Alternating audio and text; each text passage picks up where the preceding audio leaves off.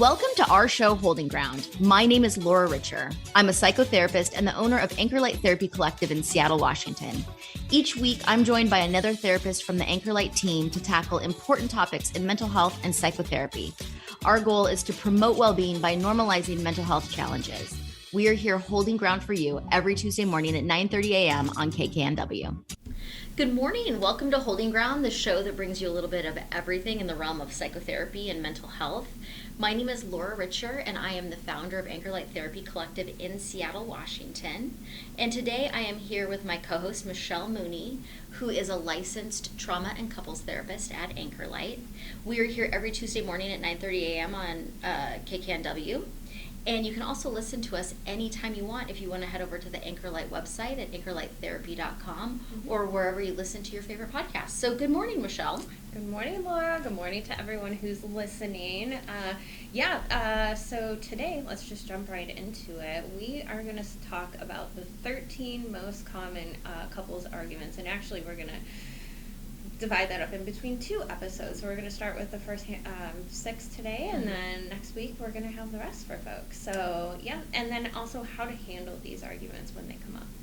So as couples therapists, we work with a lot of different couples who often have very similar issues, things that are really common that show up in relationships. Mm-hmm. And so today we're just going to dive into those common things. And they can be simple things. They can be things like how your partner makes your coffee or your eggs, and maybe you like it or you don't. Or it can be bigger issues like finances and how you spend money or how you parent your children. So in the research of the Gottmans, which is a counseling methodology that we lean into quite a bit at Anchor Light Therapy, the Gottmans were a couple that researched love and marriage and relationships at the University of Washington and came up with all sorts of science and data around relationships.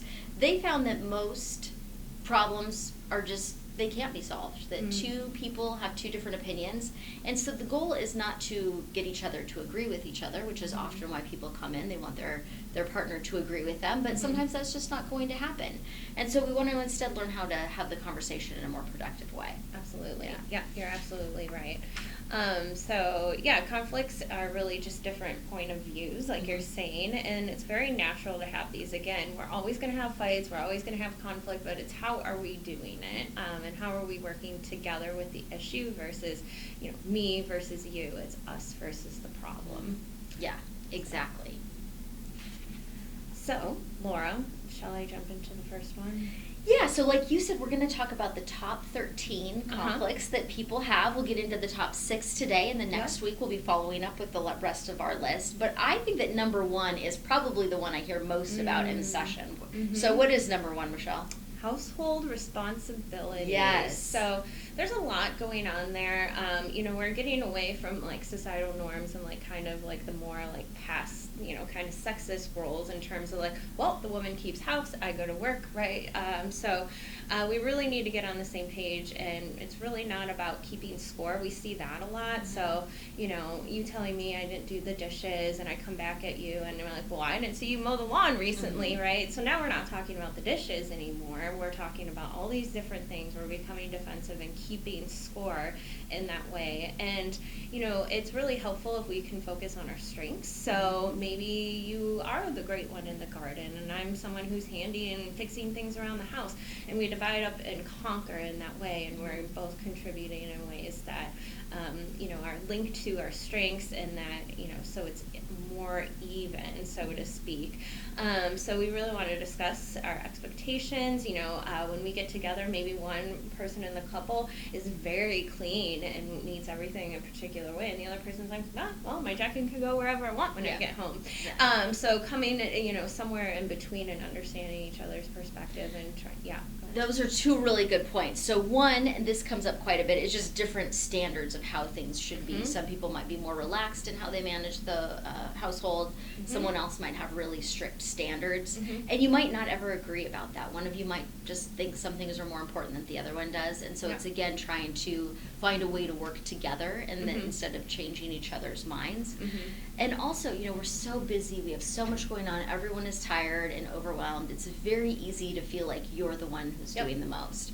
And so I love the idea of sitting down, and I work with couples who will make like even a chore chart for Yep. themselves, not just for their kids, Yeah, that uh-huh. helps them identify, because sometimes it's easy to think, oh wow, I've been doing all this stuff inside, I'm doing all the work, all the Mhm. dishes, Mhm. but you forget that your partner maybe always takes the garbage out or mows the lawn or Right.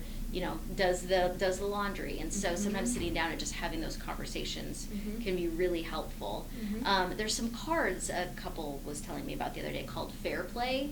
Have you ever worked with these cards before? No, but I want to. Well, I haven't either, so just full disclosure, I don't know if they're good or not.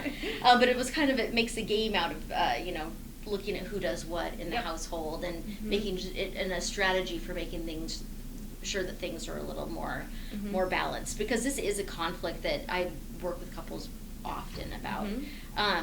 And then it results in bigger issues. It absolutely does. Yeah. Yeah.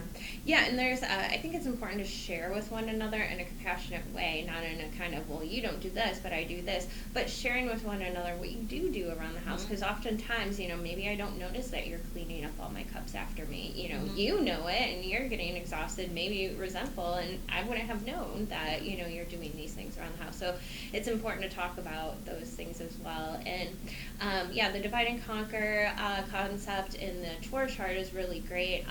I have seen in couples where like household tasks are the most, like you're saying, the biggest problem in their relationship. Mhm. So trying to like divide and conquer and work on the household is just so strenuous, and it's just presents so much conflict, and they can't get even on the same page about, do we want a chore chart or not? Well, that's dumb, Yeah. So it can really get out of hand. So and once you do talk about these things and share with one another, like, hey, I've done this, and did you notice that I've done that?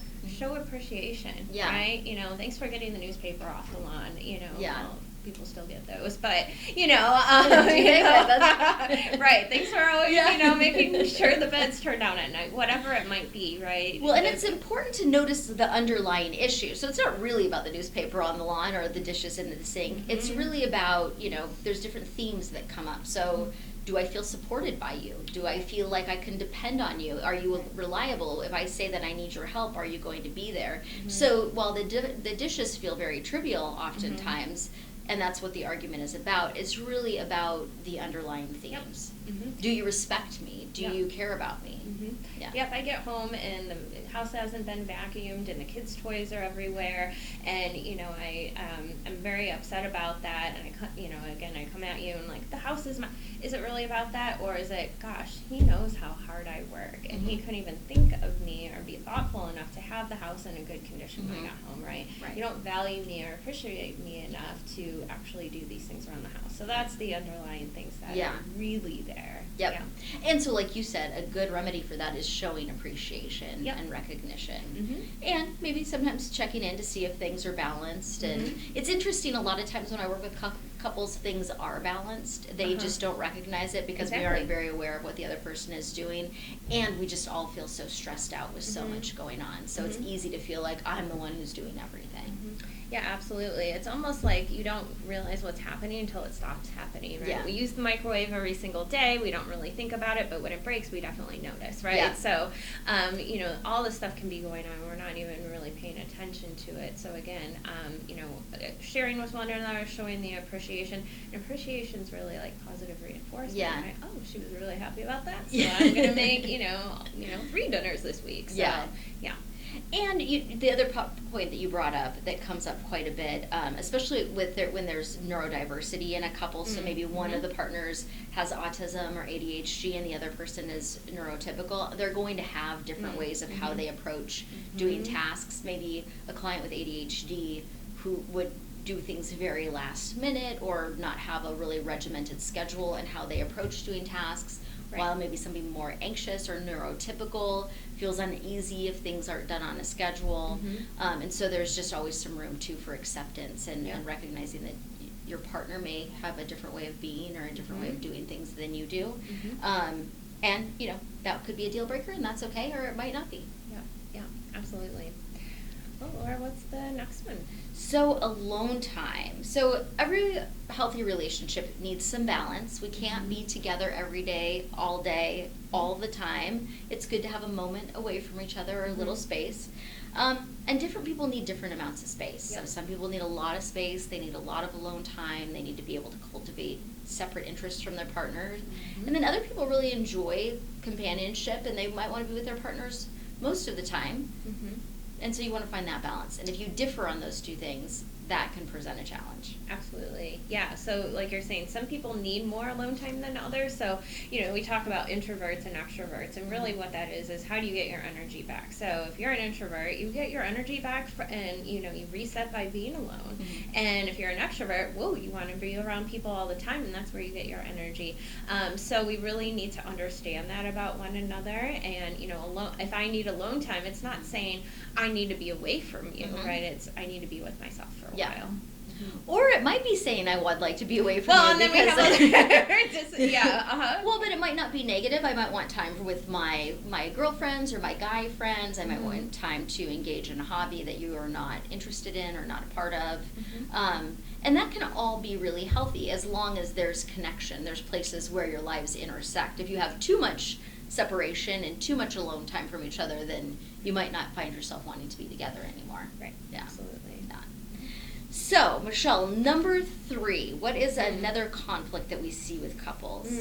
Handling emotions and the difference around that. That's a huge one. So emotional insight and understanding, it's a big spectrum. And so this again can be really difficult for a lot of reasons, and one thing that can show up is labeling emotions, especially during conflict. So, if I'm just assuming, maybe you frown, well, you're angry at me again today, and it's like, well, no, maybe she just had a hard day at work, or of course you're disappointed again. What's even the point? So labeling the emotions of the person that, we don't actually know what's going on, versus like, hey, you seem a little bit down today. Do you want to share that more with me? Versus labeling and then assuming what's going to happen based on that. That's a very common thing.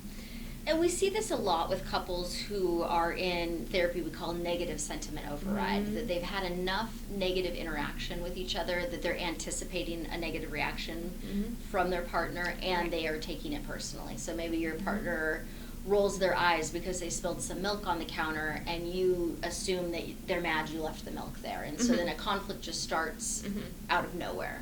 A lot of times couples will tell me we get into these conflicts that just take on a life of their own, and we don't even know how we got there. We don't even know why it started. And a lot of times that is what's happening, is that you have made assumptions about each other instead of just saying, hey, I saw you roll your eyes. What are you upset about? Yeah, exactly. Yeah. Is there something stuck in there? Do we need a new contact? Or, is there something actually going on here? Yeah, I mean, to your point, I see that a lot in terms of, okay, here's a new skill. We're agreeing to work on this together. Well, yeah, but he hasn't done it before. No. Right, let's give the benefit of the doubt that moving forward, hopefully, we're going to be able to be on the same page with these things. One thing that really can be an issue is if somebody's out of touch with their own emotions, if they're not able to know what they're feeling, they're not able to attune to their own emotions and know, like, I'm kind of depressed today, right? What do I need to, what is that emotion asking of me? So we can't do it for ourselves. Well, I certainly can't do it for you. So that becomes a huge issue as well. Yeah, and then, in our last episode, and if you didn't hear it, you might want to go listen to it after this show about the nervous system. Sometimes what's happening to people is that they're observing their partner's emotions, and they're anticipating that something negative is happening. Their nervous system is becoming dysregulated, and so they're going into fight or flight mode. And so maybe nothing has happened, but they become defensive or critical because they are anticipating some kind of conflict. Right. Exactly. So a lot of times, too, it's good to check in and go, oh, wow, I just notice myself responding or reacting to this and feeling upset. What is this really about? Is there really a threat in my environment? Is it really time to fight? Or did I just sense that my partner's unhappy about something? Yeah. Maybe it's not even about me. Right. It's not and like you're saying, that it's kind of like 0 to 100 where, suddenly you're worried that the relationship is going to be over, right? Because he's mad at me again or whatever that might be. Yeah. So. And another thing, too, is holding space for the fact that you're going to have different experiences around different emotions. So, because I grieve one way, I can't expect that of my partner, right? Like, well, it only took me 2 years, time to get over it. It's like, no, we have to hold space for however our partners experience their emotions. Yes. And sometimes that's really challenging for people because they're uncomfortable. If my partner is sad and grieving, maybe that's making me uncomfortable and bringing me down, and maybe I feel bad for them, but I don't know how to fix it. And that can create a sense of powerlessness that might even make me angry, and I might be upset with them and say, well, I wouldn't have handled it that way. Not effective. People are feeling what they're feeling, and if you tell them that their feelings are invalid, they're not going to go, oh, well, thanks for pointing that out. Yeah, exactly. Thanks for gaslighting me today. Yeah, it felt great. They're going to feel resentful, they're going to be defensive, they might be critical or angry, and you're not going to be in a good place. So also just allowing somebody to have some space to have their own emotions. And if you're uncomfortable with it, you can take space too, and maybe you need to take a break or step away, but not trying to manage the other person's emotional state. Right, exactly. All right, what do we got next? So, other things that cause conflict. Well, communication. I think everyone I talk to in a couples therapy consultation says that they want to improve their communication. And so there's a lot of reasons why people have difficulty communicating. Some people just are not comfortable talking about their feelings or expressing their thoughts or ideas. For many reasons that could happen. Maybe they've experienced childhood trauma or relational trauma in another relationship, and so they're already fearful even opening up from the beginning. Some people kind of over communicate and don't create space and are talking all the time, and that they don't allow their partner to express how they're feeling. So there's a lot of different communication styles. But we do know from the Gottman's research that if you are using criticism or you're being attacking or pointing out fault in your communication, if you're defensive and you are not accepting someone else's feedback. Well, I was disappointed when you didn't show up for me. Well, I was exactly. Well, you never show up for me. Yeah, exactly. So nobody feels validated. Everyone is frustrated. The conversation doesn't move forward. Contempt is probably the most toxic thing you can have in your relationship. Contempt is when you position yourself as superior to your partner, and you're doing something to diminish them or their experience. So, rolling your eyes, snarky comments, exasperated sighs are all contemptuous type behaviors. It's like, I've had enough of you. I'm done.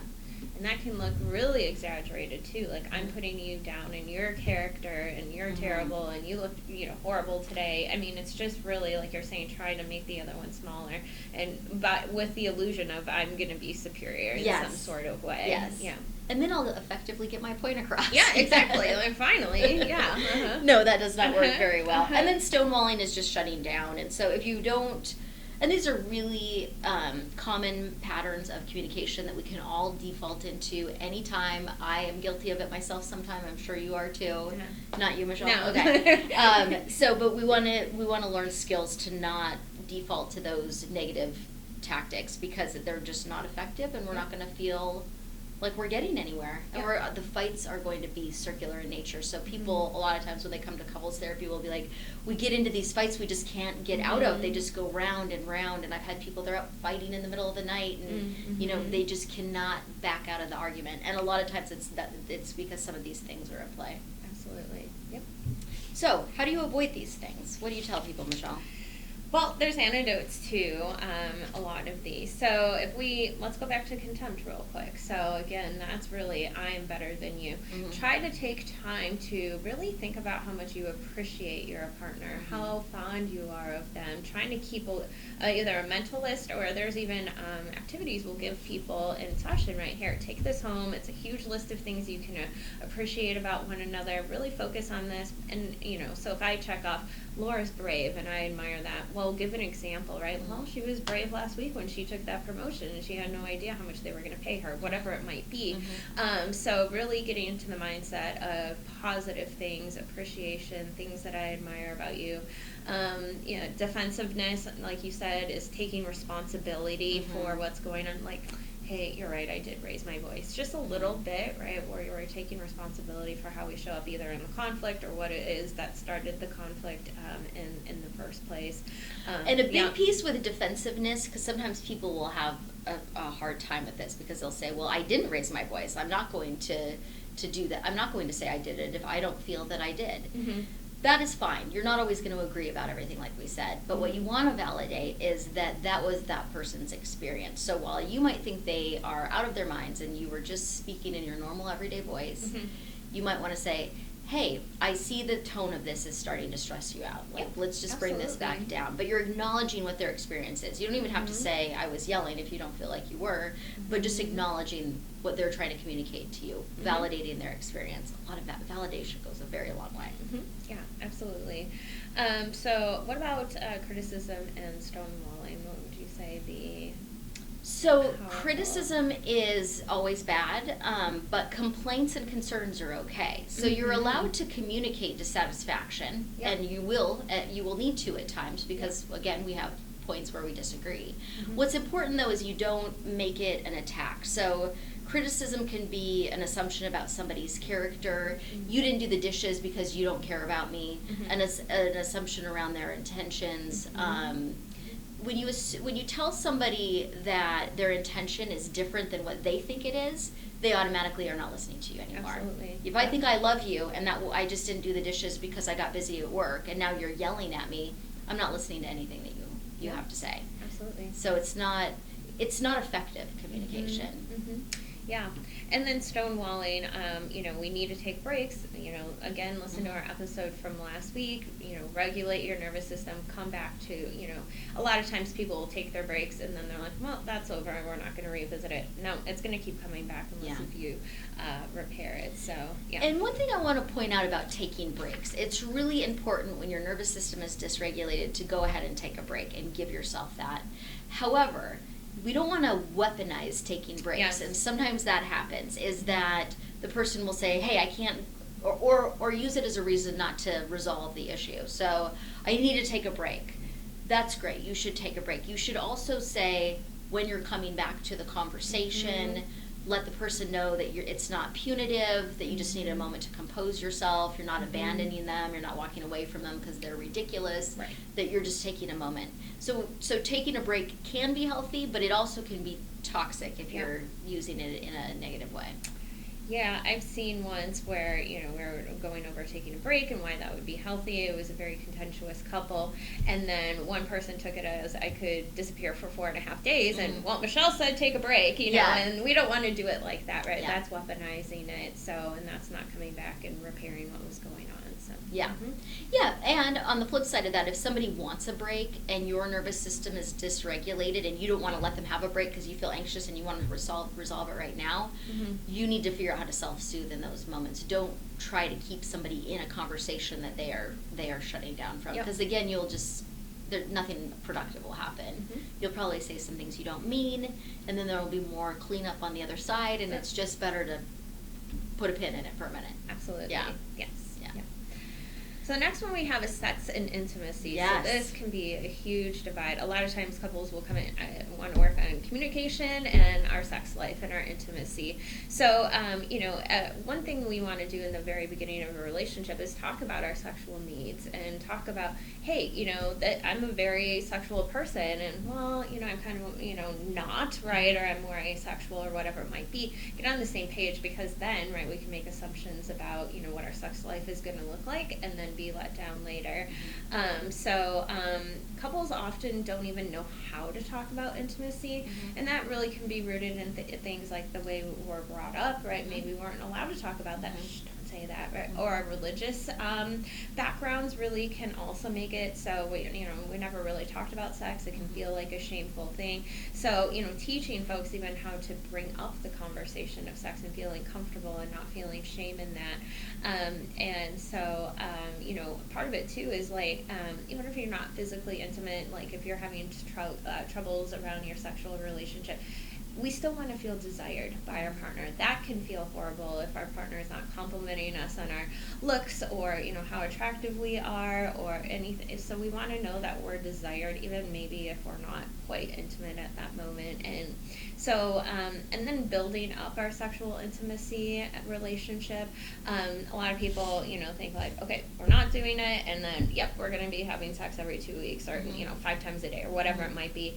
And we have to make baby steps back to that, right? So to get back to physical intimacy, maybe we start to be more intentional about hand holding, or I put my hand on your leg when we're watching a movie, like easing back into the maybe you want a massage, something like that. It doesn't have to be just sex. Yeah. Mm-hmm. Yeah, and I would say people who, and an exception would be somebody who's had some sort of like sexual trauma, Right. that can be a completely different thing. Mhm. But a lot of times issues that couples have around sex and intimacy have to do with not having a connection with each other. So maybe I don't see you all day, we're bickering most of the time, Yep. we're stressed out because we have young children and big careers, and so then that breaks that connection. And so a big part of improving sexual intimacy is improving emotional intimacy, which is something that we address often in couples therapy. And many people have been just surprised to find out that like it does matter. One couple I had, she's like, if he would just help more around the house, I would want to have sex with him more. And Yeah, he just yeah. could not understand that as a concept, but it was Uh-huh. true because she felt supported and loved when he helped her out, and when she felt like the more of the load was on her, she just was angry with him, so she wasn't interested.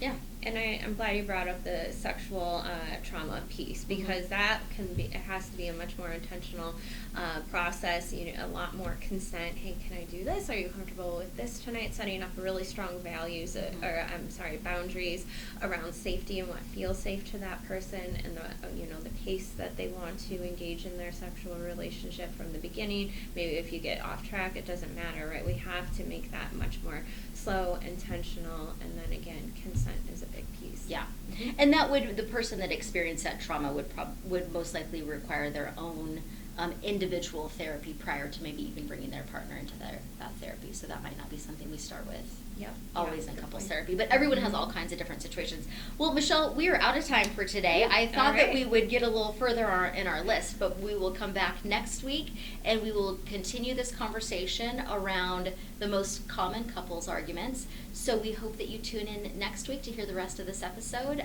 Tuesday at 9:30 a.m. Thanks for tuning in to Holding Ground. You can hear us here every Tuesday morning at 9:30 a.m. on KKNW. I'm Laura Richer at Anchor Light Therapy Collective, Find us online at anchorlighttherapy.com. and we'll see you next week.